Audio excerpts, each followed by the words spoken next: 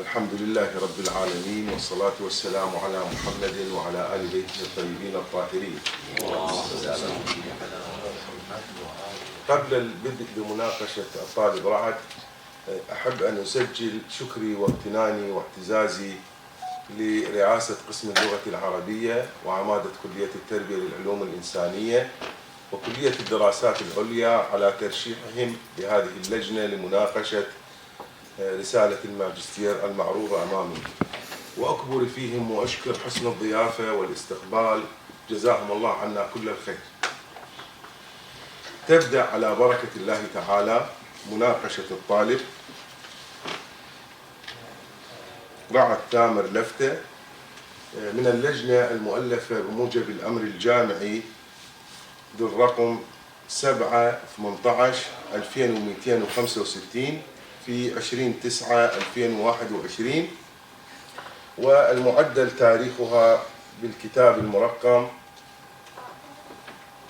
3/7/2762 في 2/11/2021، والمؤلفة من الأستاذة الدكتورة سليمة جبار غانم عضوا ومشرفا، الأستاذة المساعدة خلود شهاب أحمد عضوا، والأستاذ المساعد لؤي طارق علي عضوا، ومني أنا العبد الفقير الأستاذ الدكتور أحمد حسين عبد السادة رئيسا. نبدأ بالاستماع إلى ملخص لرسالة طالب رعد. تفضل مشكور. بسم الله الرحمن الرحيم. الحمد لله الذي علم بالقلم، علم الإنسان ما لم يعلم، حمدا كثيرا طيبا مباركا فيه، والصلاة والسلام على سيدنا محمد المبعوث رحمة للعالمين وعلى آله الطيبين الطاهرين. اللهم صل على اللهم صل. أما بعد، فإن الله سبحانه وتعالى أكرم هذه الأمة بنزول القرآن الكريم ليكون الدستور الرباني لبناء حضارة تقوم على التوحيد الذي أخرج العرب من العبودية إلى السيادة. وقد جعل الباري عز وجل العربية المعين الذي حمل هذا الدستور الرباني مما أكسبها منزلة تصل إلى حد القداسة، حتى فاقت سائر لغات العالم بلا منازع. وحين انطلقت الدراسات اللغوية في منتصف القرن الثاني الهجري، كان النص القرآني المحور الأساس لوضع أسس العلوم الشرعية واللغوية، ومن أبرزها التفسير. لذا كانت لدي رغبة كبيرة في موضوع لغوي قرآني لأقتبس من أسرار القرآن ما ينير به حياتي في الدنيا والآخرة.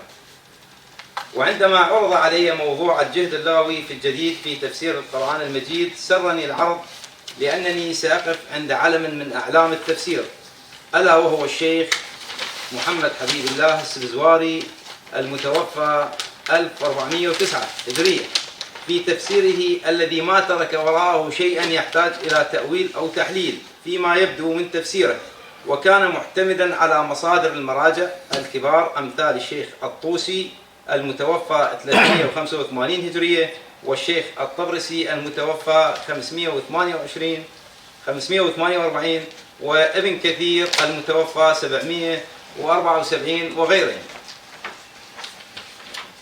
وبعد التوكل على الله قرأت التفسير وشرعت بجمع المادة العلمية التي تتعلق بالجهد اللغوي للشيخ السبزواري في تفسيره، فكانت خطة الدراسة تمهيدا تليه 3 فصول وخاتمة عرضت فيه ما توصل إليه البحث.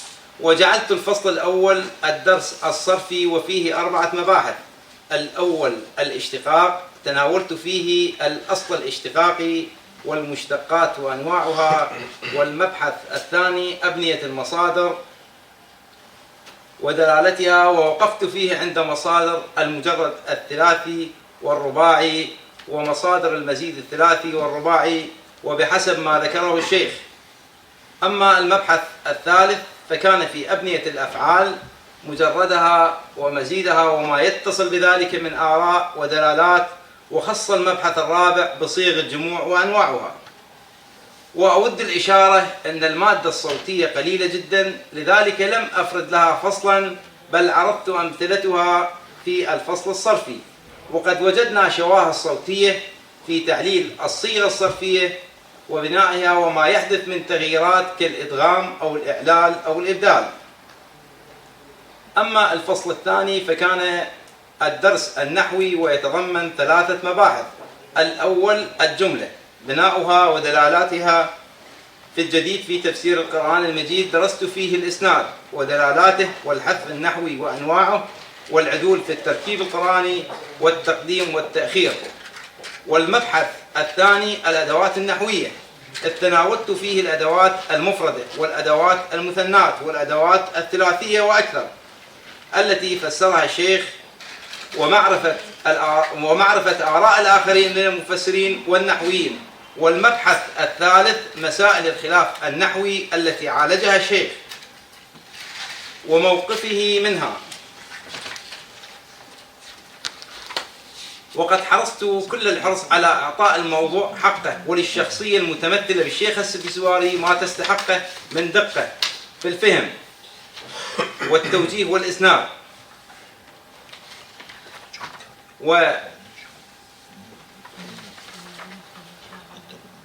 فإن أصبت فبتوفيق من الله، وإن كان هناك تقصير فهو مني. وستكون ملاحظات الأساتذة الأجلاء لمناقشة الرسالة إصلاحا لكل خلل ونهوضا بالبحث العلمي. وأود الإشارة وأود الشكر، ولا يفوتني أن أتقدم بالشكر الجزيل إلى أعضاء اللجنة المناقشة لتجشمهم قراءة الرسالة وتقويم ما أعوج منها، داعيا الله أن يجعل عملهم هذا في ميزان حسناتهم. وشكر خاص للأستاذ الدكتور أحمد حسين عبد السادة والأستاذ المساعد الدكتور لؤي طارق علي والأستاذ المساعد الدكتور خلود شهاب أحمد. كما أقدم شكري وامتناني إلى مشرفتي الأستاذة الدكتورة سليمة على متابعتها وحسن تعاملها وتوجيهها العلمي طوال مدة البحث، ولولاها لما بلغ بحثي هذا المستوى الذي أرجو أن يكون مقبولا لدى لجنة المناقشة، ومن الله التوفيق. الرحمن الرحيم. محضر مناقشة رسالة ماجستير الكلية التربية للعلوم الإنسانية قسم اللغة العربية شهادة الماجستير.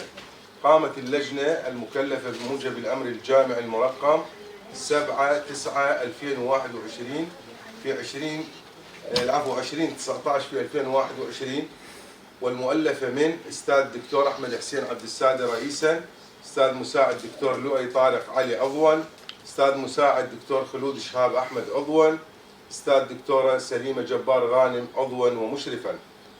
مناقشة طالب الدراسات العليا رعد ثامر لفتة حول رسالته الموسومة بالجهد اللغوي في الجديد في تفسير القرآن المجيد للشيخ محمد بن حبيب الله المعروف بالسبزواري النجفي، توفي 1409 هجرية في يوم الخميس الموافق 18/11/2021، واستنادا إلى الفقرة 5 من المادة 32 من تعليمات الدراسات العليا، وفي ضوء قابلية الطالب في طرح موضوع رسالته واستيعابه ودفاعه عنها، اتخذت اللجنة التوصيات التالية: قبول الرسالة بعد إجراء بعض التعديلات الطفيفة عليها والمثبتة طيا.